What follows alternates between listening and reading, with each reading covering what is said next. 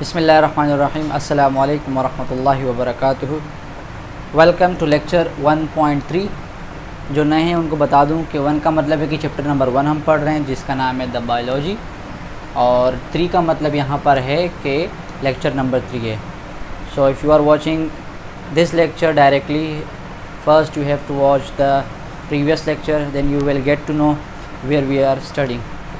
सो अभी हम कहाँ पढ़ रहे हैं 1.3 के अंदर, और ये लेक्चर चैप्टर नंबर 1 का आखिरी लेक्चर होगा। तो मतलब आप लोग के पास कितने लेक्चर हो जाएंगे? 1.1, 1.2 एंड 1.3। ये 3 लेक्चर आप लोग के पास हो जाएंगे चैप्टर नंबर 1 के। सही है, स्टार्ट करते हैं। और आज के लेक्चर में हम क्या पढ़ने वाले हैं? आज के लेक्चर में हम सबसे पहले 1.4 पढ़ेंगे जिसके अंदर है application of biology for the welfare of Mankind, कि बायोलॉजी कैसे पार्टिसिपेट करती है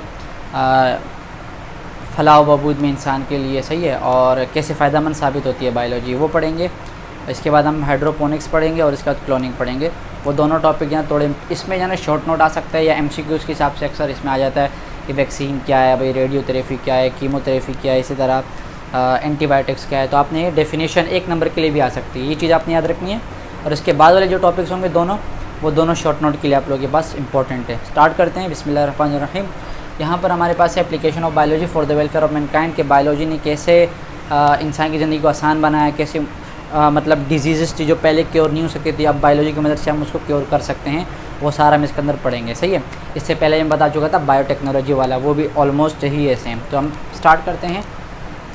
सबसे पहले मैंने लिखा इसलिए ताकि आप लोगों को आसानी हो, मतलब आप लोगों का कम से कम टाइम ज़ाया कर सके, मैं यहाँ बैठ के लिखना लग जाऊँ, इसलिए मैंने कोशिश की कि मैं पहले से ही जो पढ़ा रहा हूँ वही लिख दूँ आप लोगों के पास। सही, ये पूरा टॉपिक है इम्यूनाइजेशन बाय वैक्सीनेशन। इसको सबसे पहले एडवर्ड जेनर ने 1795 में इसको निकाला था। सही है, होता क्या है कि वैक्सीन होती है, जैसे आपको पता है अभी आजकल कोविड-19 चल रहा है, तो उसकी वैक्सीन बनाने को लोग कहते हैं कब वैक्सीन आएगी, वैक्सीन कब आएगी। जब वैक्सीन आ जाएगी तो वो डिज़ीज़ क्योर हो जाएगी।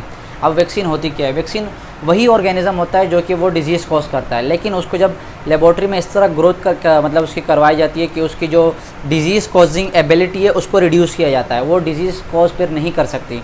फिर वही वैक्सीन, वही ऑर्गेनिज़म जो कि वो डिज़ीज़ कॉज करने का मतलब करेगा कर सकता था, लेकिन वही ऑर्गेनिज़म अब नहीं करेगा, तो उसको आपकी बॉडी में इंट्रोड्यूस करवाया जाता है। जब आपकी बॉडी में इंट्रोड्यूस करवाया जाता है तो आपकी इम्यूनिटी उसके ख़िलाफ़ काम करती है, और उसके ख़िलाफ़ वो क्या बनाती है? एंटीबॉडीज़ बनाती है। सही है ना, उसके ख़िलाफ़ काम करती है। सही है, उसको मेमोराइज़ करती है। तो फिर अगर वो वायरस आपकी बॉडी में कभी भी दोबारा आ जाएगा तो आपको वो बीमारी दोबारा नहीं होगी, क्योंकि बॉडी को पहले से पता है कि भाई इस वायरस का, इस कॉजिंग एजेंट का ये शक्ल है, इस तरह है, इस तरह है, उसको पहले से ना वो मेमोराइज हुआ होता है, तो वो डायरेक्ट अटैक करके उसको ख़त्म कर देता है। सही है, तो ये इम्यूनाइजेशन बाय वैक्सीनेशन, हम वैक्सीन देते हैं जिससे हम इम्यूनिटी को स्ट्रॉन्ग करते हैं। एडवर्ड जेनर, जैसे हमारे पास पोलियो वैक्सीन होती है, सही है, इस तरह हेपेटाइटिस वैक्सीन है, इस तरह ये सारी चीज़ें आपने याद रखनी है। स्मॉल पॉक्स से वैक्सीन हो गई, तो ये बच्चों को जब दी जाती है, मीज़ल्स, मम्स वगैरह ये सब। सही है, आगे चलते हैं। एंटीबायोटिक्स की बात करते हैं। एंटीबायोटिक्स क्या होते हैं? एंटीबायोटिक्स हमारे पास याद रखना है, एंटी अगेंस्ट बायोटिक्स लाइव होती है, अगेंस्ट लाइव, लेकिन ज़्यादातर इसको हम देते हैं अगेंस्ट बैक्टीरिया। अच्छा, ये सबसे पहले जो सबसे पहला वाला एंटीबायोटिक है उसका नाम है पेनिसिलिन, जिसको निकाला था फंगस से। किससे निकाला था? फंगस से। उसका नाम था पेनिसिलियम नोटेटम। ये एक फंगस है हमारे पास, ये MCQs में आता है, याद रखिएगा। पेनिसिलियम नोटेटम हमारे पास फंगस है जिससे पहले वैक्सीन निकाला था, इसका नाम था पेनिसिलिन। और किससे निकाला था? फ्लेमिंग, फ्लोरी एंड चेन, ये 3 साइंटिस्ट थे, और इनको फिर 1945 के अंदर नोबेल प्राइज़ भी मिला था। सही है, एंटीबायोटिक्स क्या काम करती है भाई? आपके बॉडी के अंदर जाते हैं और ख़ासकर एंटीबायोटिक जो आपके बैक्टीरिया उनके खिलाफ़ काम करती है। जैसे TB की बीमारी है, पहले कितनी मतलब बहुत ज़्यादा हो गई थी, लेकिन जब TB की बीमारी के ख़िलाफ़ फिर उसकी एंटीबायोटिक्स निकाली गई तो वो फिर ख़त्म हो गई। सही है ना, ये चीज़ आपने याद रखनी है। एंटीबायोटिक्स जाके बैक्टीरिया वगैरह को किल करती है बॉडी के अंदर। आगे चलते हैं। ये 2 नाम आपने याद रखने के, रेडियोथेरेपी और एक कीमोथेरेपी। ये दोनों आसान है। थेरेपी मतलब ट्रीटमेंट, और रेडियो मतलब रेडियो एक्टिव रेज के ज़रिए, कीमो का मतलब है केमिकल्स के ज़रिए। ट्रीटमेंट सही है किसी भी डिज़ीज़ का रेडियो एक्टिव रेज के ज़रिए, एक्सरेज के ज़रिए।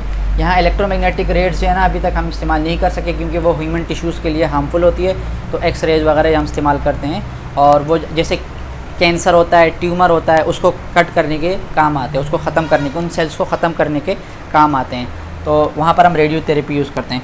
कीमोथेरेपी कौन सी होती है? कीमोथेरेपी आप लोग के घर पे बहुत सारे लोग होते होंगे जो कीमोथेरेपी मतलब कर रहे होंगे। वो क्या होती हैं? कोई भी केमिकल्स इंटेक होते हैं, मतलब दवाइयाँ जो होती है उनको इंटेक करेगी आप किसी भी बीमारी को ट्रीट करते हैं, तो उसको हम कहते हैं कीमोथेरेपी। आपने यहाँ डेफिनेशन याद रखनी है। सो आई होप सो कि ये आपको क्लियर हो गया होगा और इसमें इतना कुछ खास है भी नहीं। अब चलते हैं हम हाइड्रोपोनिक्स की तरफ। तो आगे चलते हैं हाइड्रोपोनिक्स की तरफ।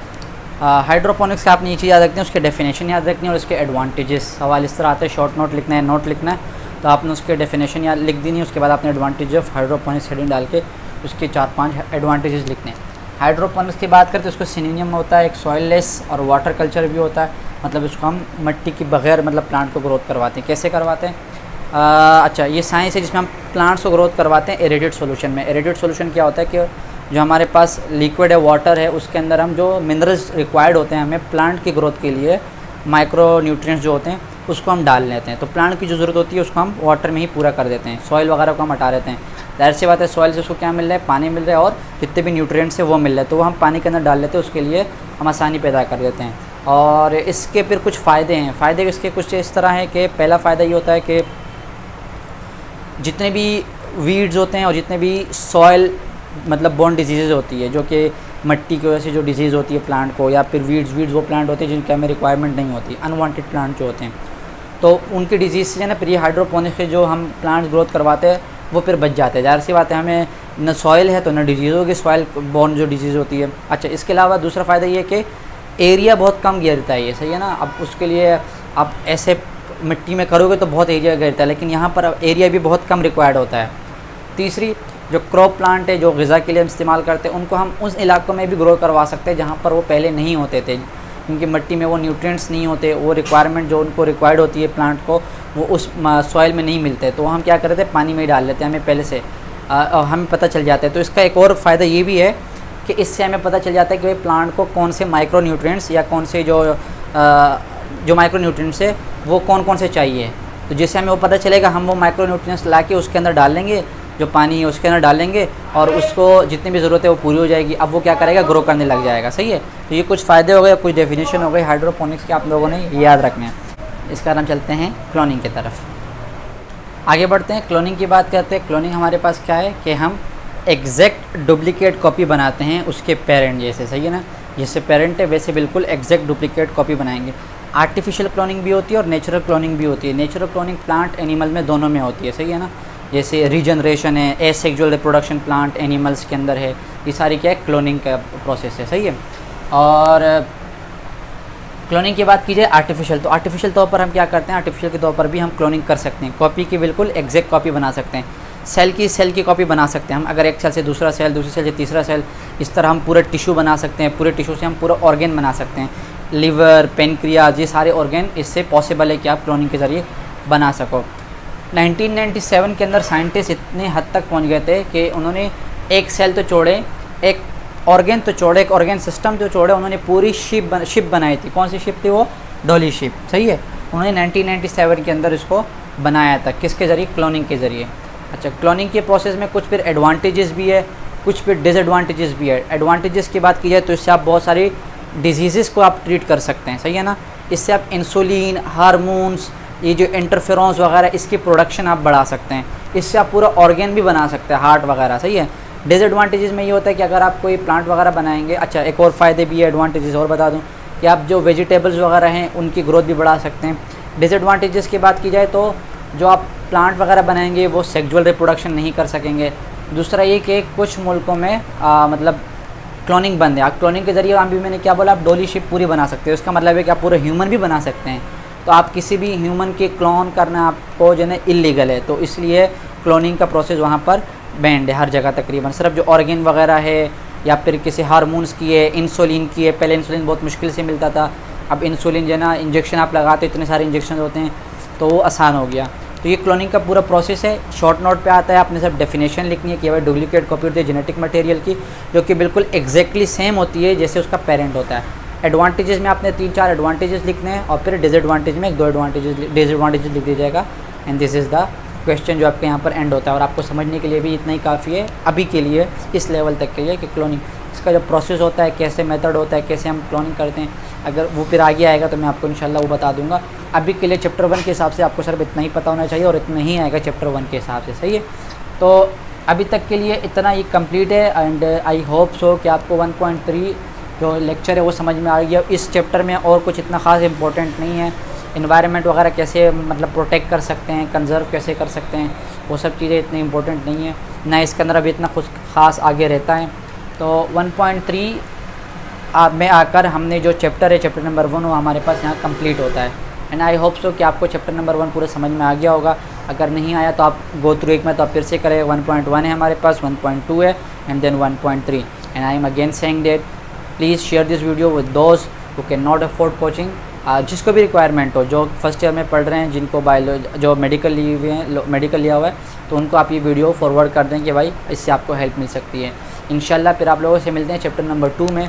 और चैप्टर नंबर 1 की तैयारी कीजिएगा, आप बुक पढ़िएगा, अगर आपके पास बुक है, बुक नहीं है कोई भी नोट्स हो आप नोट्स उठा के ज़रूर देखिएगा।